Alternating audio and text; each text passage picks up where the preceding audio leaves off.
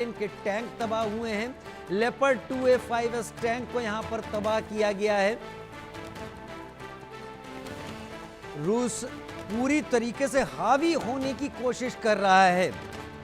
लेकिन संजीव जी, आप कह रहे हैं ये रूस और यूक्रेन का युद्ध बहुत लंबा चलेगा, अभी तो खत्म होने वाला नहीं है। मेजर जनरल राजन कोचर, फरवरी 2022 में ये युद्ध शुरू हुआ था। करीब 3.5 साल का वक्त मैं इसे मान सकता हूं।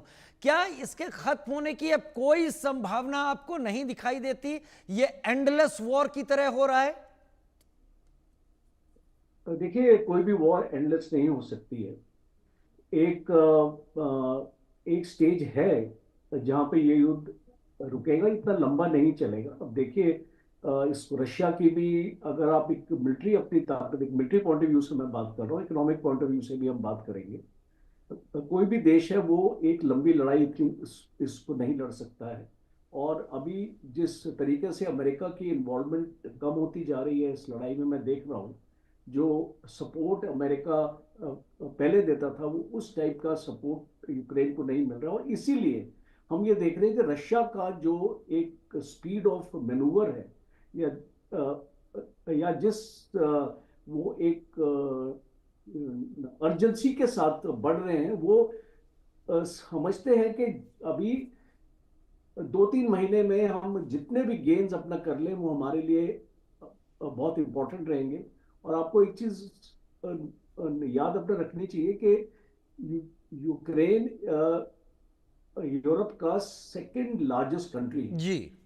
और उसको कैप्चर करना रशिया के लिए नामुमकिन है। अगर हम ये सोच के चल रहे हैं कि ये युद्ध इतना लंबा चलेगा कि रशिया पूरे यूक्रेन पे कब्जा करेगा, वो एक्चुअली पॉसिबल नहीं होगा। तो इसीलिए जो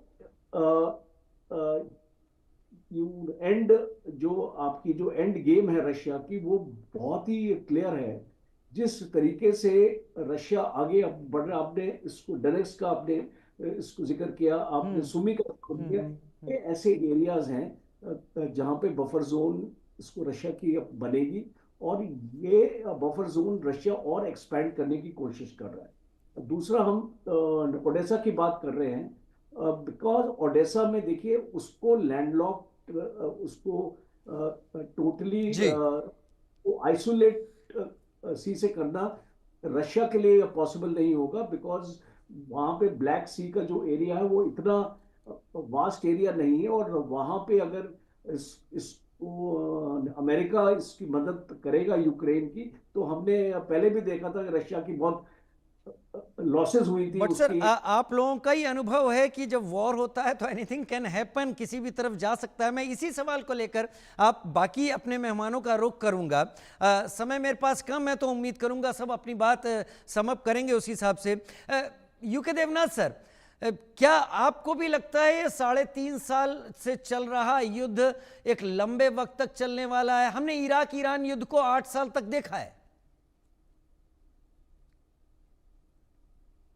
अनम्यूट कर लें सर।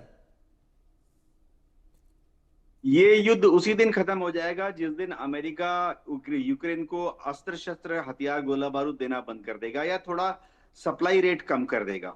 यूक्रेन फिलहाल हर रोज जितनी अम्यूनिशन कंजम्पशन करता है उसका महज 15% यूक्रेन में बनता है।